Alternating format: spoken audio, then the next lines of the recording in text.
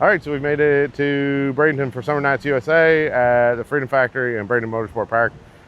Very excited to be here, but figured since we're here, we might as well take in a little sea and sun as a vacation. So we've stopped here to Anna Maria Island, just off of Bradenton on the Gulf Coast, and just taking in the beach, going for a little walk.